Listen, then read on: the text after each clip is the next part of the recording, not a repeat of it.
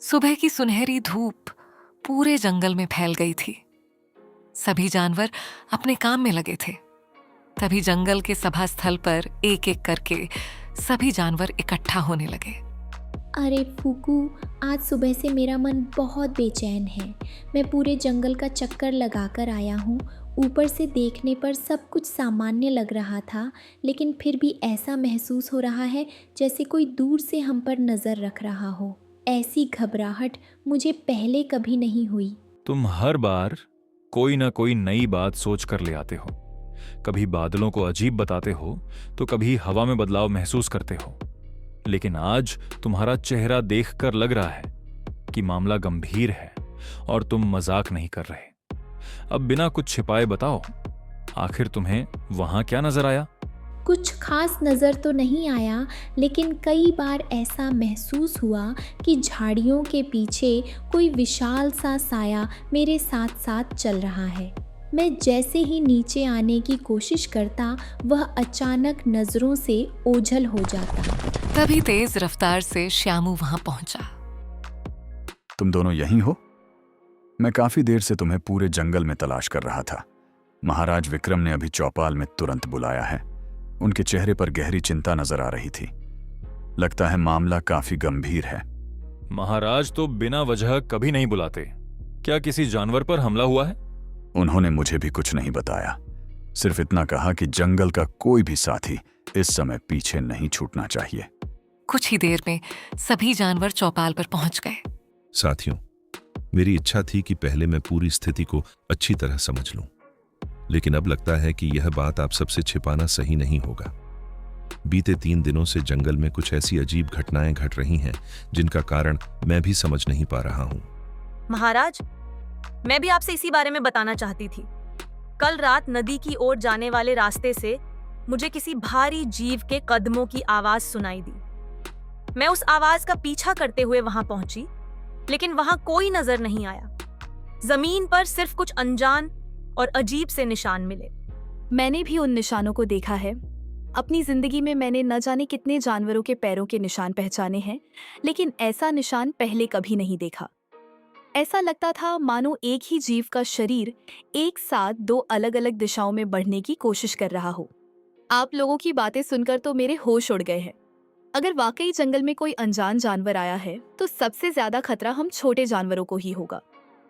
अब मैं अकेले अपने बिल से बाहर निकलने की हिम्मत नहीं करूंगा। डरने से परेशानी दूर नहीं होगी फूकू। हम सभी मिलकर इस रहस्य की सच्चाई जानेंगे, लेकिन आज से कोई भी अकेले जंगल में नहीं जाएगा। जब तक इस रहस्य का पता नहीं चल जाता, हम सब एक दूसरे के साथ रहेंगे। महाराज, अगर आपकी इजाज़त हो तो मैं आसमान से पूरे जंगल की निगरानी कर सकता हूँ। ऊपर से जंगल का काफ़ी बड़ा हिस्सा साफ दिखाई देता है। हो सकता है कि मेरी नज़र उस रहस्यमयी जानवर पर पड़ जाए। यही जिम्मेदारी तुम्हारी है, लेकिन पूरी सावधानी से काम करना। अगर तुम्हें कुछ भी अजीब या संदिग्ध नजर आए तो खुद बहादुरी दिखाने की कोशिश मत करना। तुरंत लौटकर हमें पूरी बात बताना। और अगर वो जानवर भागने लगे तो? मैं इतनी तेज दौड़ सकता हूँ कि उसे पकड़ भी सकता हूँ। श्यामू, तुमसे यही सबसे बड़ी भूल हुई है। दुश्मन के बारे में बिना कुछ जाने उसके पीछे जाना समझदारी नहीं, बल्कि नादानी है। सबसे पहले हमें यह पता लगाना होगा कि आखिर वह है कौन। ठीक है, मैं मान गया, लेकिन अगर उसने हमारे किसी साथी को नुकसान पहुंचाया तो मैं उसे छोड़ूंगा नहीं। गुस्से में लिया गया फैसला अक्सर पूरे जंगल को मुसीबत में डाल देता है, इसलिए धैर्य रखो। उसी समय ऊपर उड़ रहे तोता ने जोर से चीख लगाई। महाराज, जल्दी यहाँ आइए, मैंने कुछ अजीब देखा है। झाड़ियों के पीछे एक बहुत बड़ा जानवर खड़ा है और बार बार हमारी ओर देख रहा है, लेकिन जैसे ही मैं उसकी तरफ बढ़ता हूँ वह पेड़ों की आड़ में छिप जाता है। सभी जानवर तुरंत उस दिशा में दौड़े। झाड़ियों के पास पहुंचकर चारों ओर देखा, लेकिन वहां कोई नहीं था। अरे, अभी तो तोता कह रहा था कि यहीं खड़ा है। इतनी जल्दी कहाँ चला गया? मैं झूठ नहीं कह रहा हूँ, मैंने उसे अपनी आंखों से देखा था। उसका शरीर देखने में बिल्कुल भेड़िए जैसा था, लेकिन क्या? मुझे ऐसा लगा जैसे उसकी 2 मुंह थी। ये बात सुनकर सभी जानवर एक दूसरे की ओर हैरानी से देखने लगे। यहीं से जंगल के सबसे बड़े रहस्य की कहानी शुरू हुई। झाड़ियों के पीछे नजर आया वह साया अचानक कहीं गायब हो गया। सभी जानवर सतर्क होकर चारों तरफ देखने लगे। देखते ही देखते पूरे जंगल में गहरा सन्नाटा पसर गया। सभी लोग मेरी बात ध्यान से सुनो। फिलहाल कोई भी अपनी जगह से कहीं नहीं जाएगा। जिसने भी उस साए को देखा है वह डरने की जरूरत नहीं है। सबसे पहले हमें पता लगाना होगा कि आखिर वह है कौन।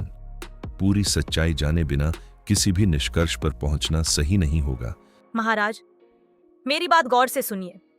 जिस तरीके से वह साया झाड़ियों के पीछे अचानक गायब हुआ, उससे लगता है कि उसे जंगल के रास्तों की पूरी जानकारी है। कोई अनजान जानवर इतनी आसानी से हमारी नजरों से ओझल नहीं हो सकता। मेरा अनुमान है कि वह काफी समय से हमारे आसपास छिपकर रह रहा है। अगर आपकी बात सही है तो फिर उसने अभी तक किसी पर हमला क्यों नहीं किया? अगर वह सच में खतरनाक होता तो अब तक जंगल के किसी न किसी जानवर को नुकसान जरूर पहुंचा चुका होता। श्यामू, हर शिकारी पहले अपने शिकार की चाल ढाल और आदतों को समझता है। जो दुश्मन जल्दबाजी के बिना सही मौके का इंतजार करता है वही सबसे ज्यादा खतरनाक साबित होता है। आप सबकी बातें सुनकर तो मेरे होश ही उड़ गए हैं। अब तो मैं सोच रहा हूं कि आज से अपने बिल का दरवाजा भी हमेशा बंद रखूं। डरना स्वाभाविक है, लेकिन इतना भी मत डरो कि सोचने समझने की शक्ति ही खत्म हो जाए। अगर हम सभी एकजुट होकर रहेंगे तो कोई भी हमारा कुछ नहीं बिगाड़ पाएगा।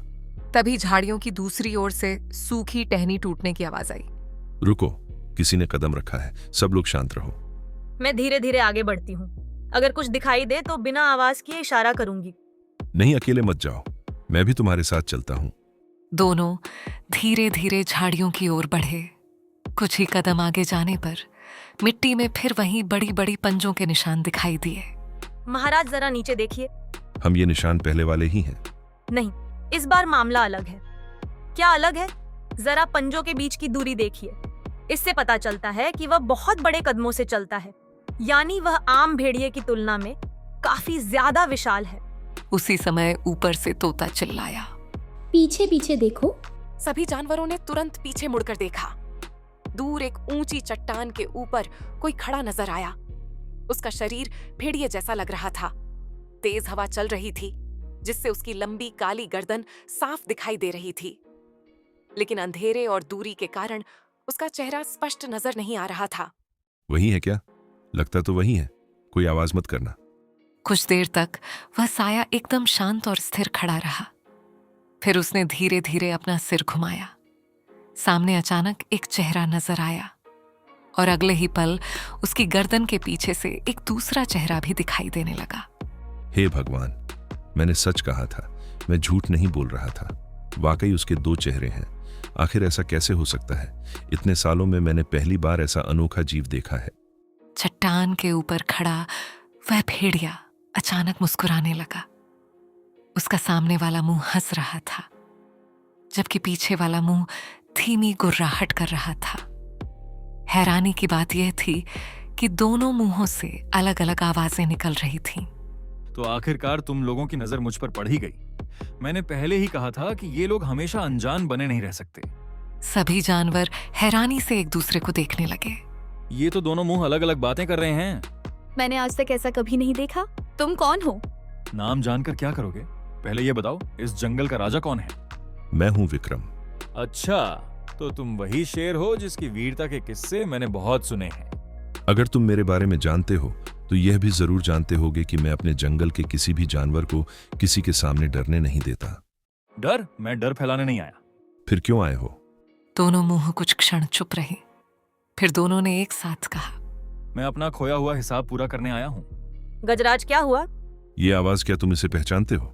नहीं, लेकिन तुम्हारी यह बात सुनकर ऐसा महसूस हो रहा है जैसे यही बात मैंने कई साल पहले कहीं सुनी थी। उसी पल दो मुंह वाला भेड़िया जोर जोर से हंसा और एक ही छलांग में चट्टान से नीचे कूद पड़ा। इसके बाद वह घने जंगल के बीच तेजी से गायब हो गया।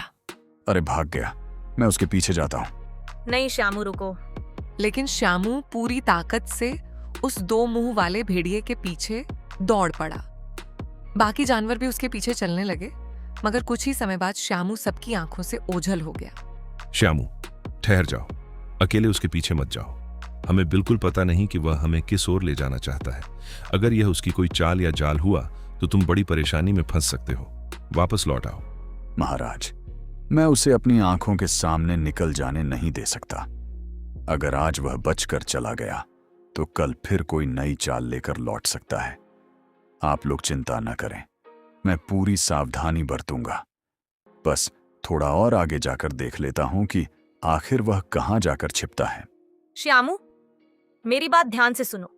तेज दौड़ना तुम्हारी ताकत जरूर है, लेकिन हर मुकाबला सिर्फ ताकत के दम पर नहीं जीता जाता। हो सकता है वह हमसे कहीं ज्यादा चालाक हो। अगर उसने तुम्हें अकेला देख लिया तो शायद वही होगा जो वह चाहता है। मैं बेवजह हमला नहीं करूंगा। मैं सिर्फ उसका ठिकाना जानना चाहता हूं, उसके बाद वापस आ जाऊंगा। इतना कहने के बाद श्यामू दोबारा आगे चल पड़ा। कुछ दूरी तय करने के बाद अचानक पूरा जंगल एकदम शांत हो गया। ये तो बहुत अजीब है। अभी थोड़ी देर पहले तक उसके दौड़ने की आवाज सुनाई दे रही थी, लेकिन अब अचानक चारों तरफ खामोशी क्यों है? क्या वह सच में गायब हो गया है या कहीं छिपकर मुझ पर नजर रख रहा है? तभी उसकी दाईं ओर झाड़ियों में हलचल हुई। कौन है? सामने आओ। छिपकर देखने वालों को मैं पसंद नहीं करता। अगर हिम्मत है तो सामने आकर बात करो। कोई जवाब नहीं आया। अचानक पीछे से हंसी सुनाई दी। तुम बहुत तेज दौड़ते हो, लेकिन दिमाग उतनी तेजी से नहीं दौड़ता। श्यामू तुरंत पीछे मुड़ा। 2 मुंह वाला भेड़िया एक चट्टान पर बैठा मुस्कुरा रहा था। भाग क्यों रहे हो? अगर तुम में इतनी ही हिम्मत है तो सामने आकर मुकाबला करो। जंगल में छिपकर घूमने वालों को बहादुर नहीं कहा जाता। मैं लड़ाई करने नहीं आया हूँ, लेकिन अगर कोई मुझे लड़ने के लिए मजबूर करेगा तो मैं पीछे हटने वालों में से भी नहीं हूँ। तो फिर जंगल में बार बार दहशत क्यों फैला रहे हो? तुम्हारे यहाँ आने के बाद से कोई भी सुकून से नहीं सो पाया। आखिर तुम चाहते क्या हो? तुम लोग मुझे देख रहे हो, लेकिन मुझे समझ नहीं रही। तो फिर अपनी बात साफ साफ बताओ। अगर तुम बातचीत करने आए हो तो सीधे शब्दों में कहो। इस तरह घुमा फिराकर बात करने से किसी का कोई फायदा नहीं होगा। क्या तुम्हें अपने जंगल का पुराना इतिहास पता है? नहीं, मुझे सिर्फ इतना पता है कि यहाँ हमेशा शांति रही है। यही सबसे बड़ा झूठ है। उसी समय विक्रम, चंचल, गजराज, तोता और फूकू भी वहां पहुंच गए। श्यामू, पीछे हट जाओ। अब वो अकेले तुमसे बात नहीं करेगा। जो कहना है हम सबके सामने कहे। अच्छा, जंगल का राजा भी आ गया। अब शायद कुछ पुरानी बातें याद दिलाने का समय आ गया है। तुम बार बार बीती हुई बातों को क्यों दोहरा रहे हो? आखिर तुम हो कौन? मैंने अपनी जिंदगी में तुम्हारे जैसा अजीब जीव आज तक कभी नहीं देखा। तुमने नहीं देखा, लेकिन तुम्हारे पूर्वज मुझे जानते थे। गजराज कुछ पल तक चुप रहा। मेरे पूर्वजों की बात कर रहे हो? ये कैसे हो सकता है? मुझे उनकी कई बातें अच्छी तरह याद है, लेकिन उन्होंने कभी 2 मुंह वाले भेड़िए के बारे में कुछ नहीं बताया। अगर तुम्हारी बात सच है तो ऐसी कोई बात बताओ जिसे सिर्फ हमारे बुजुर्ग ही जानते थे। पहाड़ी के उस पार एक बहुत पुराना बरगद का पेड़ है। उसकी जड़ों के नीचे एक गहरा राज दफन है, जिसे तुम्हारे जंगल ने बरसों से दुनिया की नजरों से छिपा कर रखा है। महाराज, इसकी बातों पर बिल्कुल विश्वास मत कीजिए। ये जानबूझकर हमारे बीच संदेह पैदा कर रहा है। पहले इसने डर का माहौल बनाया और अब रहस्यमयी बातें कर रहा है। मुझे पूरा शक है कि इसका मकसद हमें एक दूसरे के खिलाफ खड़ा करना है। मुझे भी कुछ ऐसा ही लगता है। अगर इसकी कोई असली शिकायत होती तो ये सामने आकर बात करता। रात के अंधेरे में छिपकर घूमने की आखिर क्या जरूरत थी? सबसे अजीब बात तो ये है कि इसके दोनों मुंह अलग अलग बातें कह रहे हैं। अब समझ नहीं आ रहा कि इनमें से किसकी बात पर भरोसा किया जाए। 2 मुंह वाला भेड़िया जोर से हंसा। तुम लोग अब भी उसी भूल को दोहरा रहे हो। तुम्हारी नजरें सिर्फ मेरे दोनों चेहरों पर हैं, लेकिन मेरी कही हुई असली बात को कोई ध्यान से सुन ही नहीं रहा। इतना कहते ही उसने अपनी पूंछ जोर से जमीन पर दे मारी। उसके आसपास बैठे सैकड़ों पक्षी घबराकर आसमान की ओर उड़ गए और चारों तरफ धूल का घना बादल छा गया। कुछ ही पल बाद जब धूल साफ हुई तो वह वहां से फिर गायब हो चुका था। फिर भाग गया। आखिर यह हर बार हमारी आंखों के सामने गायब कैसे हो जाता है? अब मुझे पूरा विश्वास हो गया है कि इसे जंगल के छिपे हुए रास्तों की अच्छी जानकारी है, वरना कोई इतनी तेजी से हमारी आंखों के सामने से गायब नहीं हो सकता। अब हम बिना सोचे समझे कोई कदम नहीं उठाएंगे। आज रात से पूरे जंगल में कड़ी निगरानी रखी जाएगी और कल सुबह हम उसी पुराने बरगद के पेड़ के पास जाएंगे जिसका उसने जिक्र किया था। महाराज समझ नहीं आ रहा, पर एक सवाल बार बार मन में आ रहा है। अगर वो झूठ बोल रहा है तो उसे उस बरगद के बारे में कैसे पता? सभी जानवर एक दूसरे को देखने लगे। अब डर से ज्यादा उनके मन में सवाल थे। रात में सभी चौपाल पर फिर जुटे। किसी को नींद नहीं थी। सब सोच रहे थे, दो मुंह वाला भेड़िया आखिर चाहता क्या है? साथियों, आज हमें डर कर नहीं, समझदारी से फैसला लेना है। अगर भेड़िया सच बोल रहा है तो सच्चाई जानेंगे और झूठ बोल रहा है तो उसकी चाल समझेंगे। इसलिए कोई भी जल्दबाजी नहीं करेगा। महाराज, मैंने एक बात गौर की है। वह सामने आकर हमला नहीं करता, बस बातें करता है, सवाल पूछता है और गायब हो जाता है। अगर उसका इरादा नुकसान पहुंचाना होता तो अब तक हमला कर चुका होता। लगता है उसके आने का मकसद कुछ और है। मैं मानता हूं उसने मुझ पर हमला नहीं किया, लेकिन उसकी बातों से लगा कि वह हमें किसी पुराने राज्य की ओर ले जाना चाहता है। मुझे उसका तरीका बिल्कुल पसंद नहीं आया। वह हर बात अधूरी छोड़ देता है। मुझे तो उसकी हंसी से ही डर लगता है। जब उसके दोनों मुंह साथ हंसते हैं तो लगता है जैसे एक शरीर में दो अलग जानवर हों। अगर वह सच में गुस्सा हो गया तो क्या होगा? मैंने ऊपर से पूरा जंगल देखा है। आज शाम से कौवे और छोटे पक्षी पहाड़ी की ओर नहीं जा रहे हैं। जानवरों को खतरे का एहसास हमसे पहले हो जाता है। लगता है उस तरफ जरूर कुछ गड़बड़ है। गजराज अब तक चुप बैठा था। विक्रम ने उसकी ओर देखा। गजराज, तुम सुबह से बहुत शांत हो। क्या तुम्हारे मन में कोई बात है? हाँ महाराज, जितना सोचता हूँ उतना ही उलझ जाता हूँ। मुझे दादाजी की सुनाई एक अधूरी कहानी याद आ रही है। उन्होंने बताया था कि वर्षों पहले जंगल में एक रहस्यमयी घटना हुई थी, जिसका जिक्र बाद में कभी नहीं हुआ। बस इतना कहा था कि कुछ रहस्य सही समय पर ही खुलते हैं। अब लगता है शायद उस रहस्य का संबंध इसी भेड़िए से है। अगर ऐसा है तो हमें उस अधूरी कहानी की हर बात याद करनी होगी। उसकी छोटी सी जानकारी भी हमारे काम आ सकती है। मुझे बस एक बात याद है। दादाजी कहते थे कि जिस दिन जंगल में दो आवाजें साथ सुनाई देंगी, उस दिन पुराना हिसाब लेने वाला लौटेगा। तब मुझे लगा था कि यह बच्चों को डराने की बात है, लेकिन आज मतलब उन्होंने दो मुंह वाले भेड़िए के बारे में पहले ही बता दिया था। उन्होंने नाम नहीं बताया था, बस दो आवाजों की बात कही थी। अचानक जंगल में वही डरावनी आवाज गूंज उठी। सभी जानवर सहम कर खड़े हो गए। ये आवाज फिर पहाड़ी की ओर से आई है। इस बार मैं जल्दबाजी नहीं करूंगा, लेकिन अगर वो सामने आया तो उससे जवाब जरूर लूंगा। याद रखो, आज कोई अकेला नहीं जाएगा, हम सब साथ चलेंगे। मैं ऊपर से उड़कर रास्ता देखूंगा। अगर वह कहीं छिपा होगा तो शायद नजर आ जाए। सभी धीरे धीरे पहाड़ी की ओर बढ़े। कुछ दूर जाकर उन्हें एक विशाल पुराना बरगद दिखा, जिसकी बाहर निकली जड़ें छोटी दीवारों जैसी लग रही थीं। यही वही बरगद है जिसका उसने जिक्र किया था, लेकिन यहाँ तो कुछ भी असामान्य नहीं दिख रहा। मैं जड़ों के बीच जाकर देखता हूँ। मेरा शरीर छोटा है, इसलिए आसानी से अंदर जा सकता हूँ। सावधानी से जाना, कुछ भी अजीब लगे तो तुरंत बाहर आ जाना। वह धीरे धीरे जड़ों के बीच घुस गया। कुछ ही देर बाद उसकी आवाज सुनाई दी। महाराज, यहां आइए। मुझे कुछ मिला है, लेकिन समझ नहीं आ रहा कि यह क्या है। सब दौड़कर वहां पहुंचे। जड़ों के बीच मिट्टी में आधा दबा एक पुराना लकड़ी का संदूक पड़ा था। ये यहां कैसे आया? लगता है इसे कई सालों से किसी ने छुआ तक नहीं। अगर यह इतना पुराना है तो शायद इसमें उसी रहस्य का कोई सुराग मिल सकता है। रुको, इसे जल्दबाजी में मत खोलो। पहले देखो कहीं इसमें कोई जाल तो नहीं। तभी पीछे से तालियों की आवाज आई। सबने मुड़कर देखा। चांदनी में वही दो मुंह वाला भेड़िया खड़ा था और उसके दोनों मुंह मुस्कुरा रहे थे। वाह, आखिर तुम लोग सही जगह पहुंच ही गए। अब देखना है सच जानने की हिम्मत भी है या नहीं।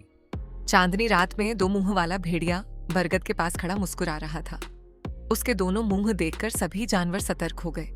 अब बहुत हो गया, तुम हमेशा रहस्य की बातें करके गायब हो जाते हो। आज साफ बताओ, तुम कौन हो और जंगल में क्यों आए हो?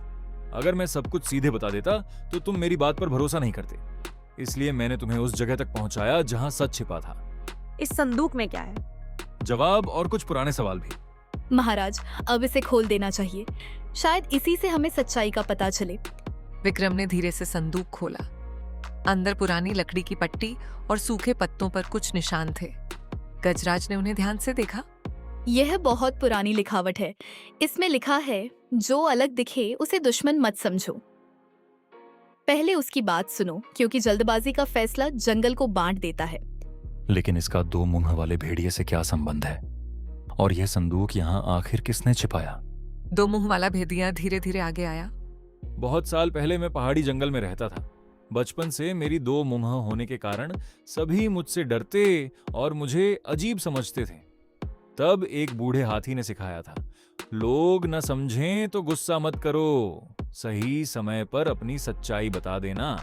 अब मुझे याद आया, मेरे दादाजी ने एक ऐसे भेड़िए की मदद की थी जिसे बाकी जानवर नहीं समझते थे। क्या वह भेड़िया तुम ही थे? हाँ, मैं वही हूँ। सभी जानवर एक दूसरे को देखने लगे। लेकिन तुम इतने साल बाद वापस क्यों आए? क्योंकि मैं देखना चाहता था कि क्या जंगल के जानवर आज भी किसी को उसके रूप से आंकते हैं या पहले उसकी बात सुनते हैं। तो तुम हमें परख रहे थे। हाँ, और तुम लोगों ने डरने की बहुत भी सच्चाई जानने की कोशिश की। मतलब तुम किसी को नुकसान पहुंचाने नहीं आए थे? नहीं, मैं बस यह समझाना चाहता था कि जो अलग दिखे वह हमेशा बुरा नहीं होता। कुछ पल तक सभी शांत रहे। फिर विक्रम आगे बढ़ा। आज हमें बड़ी सीख मिली। किसी के रूप या अलग होने से उसे बुरा मत समझो। पहले उसकी बात सुनो, फिर फैसला करो। हर रहस्य डरावना नहीं होता। कभी कभी उसके पीछे एक अनकही कहानी छिपी होती है। मैंने भी आज सीखा कि बिना सोचे समझे किसी के पीछे दौड़। और मैंने सीखा कि डर लगने पर भी सवाल। अब मैं पूरे जंगल को बताऊंगा कि 2 मुंह वाला भेड़िया हमारा दुश्मन नहीं, बल्कि एक बुद्धिमान यात्री है। 2 मुंह वाला भेड़िया मुस्कुराया और पहाड़ी की ओर चला गया। चांदनी में उसका साया दूर होता गया। उस दिन के बाद जंगल में किसी को उसके रूप के कारण नहीं आंका गया और सभी मिलजुल कर रहने लगे। तो हम फिर आ गए नए कहानी के साथ, नए वीडियो के साथ। हमेशा एक नई कहानी लेकर आएंगे। देखते रहिए स्टोरी कार्टून टून्स। अब इसके पहले जो कहानी थी ढोंगी भेड़िया, इस बार है 2 मुंह वाला भेड़िया। जैसे जंगल में अजीब प्रकार के जानवर होते हैं, तो कोई अलग दिखे उसके साथ कैसे व्यवहार होता है, लोग क्या समझते हैं, ऐसे ही कहानी में एक कहानी हमने बनाया है। और आप लोग देखिए इस कहानी को और लाइक करिए, सब्सक्राइब करिए। जैसे ढोंगी भेड़िया था, आप लोगों ने इतनी अच्छे से व्यू दिया, लाइक किया, वैसे इस भी कहानी को आप लाइक करिए और सब्सक्राइब करिए चैनल पे। और नया है तो इस चैनल को सब्सक्राइब कर लीजिए। और जैसे आप देख रहे हैं, ये 2 मुंह वाला भेड़िया है, अपना कैसे अपना जीवन को बताता है और दिखाता है इस कहानी में।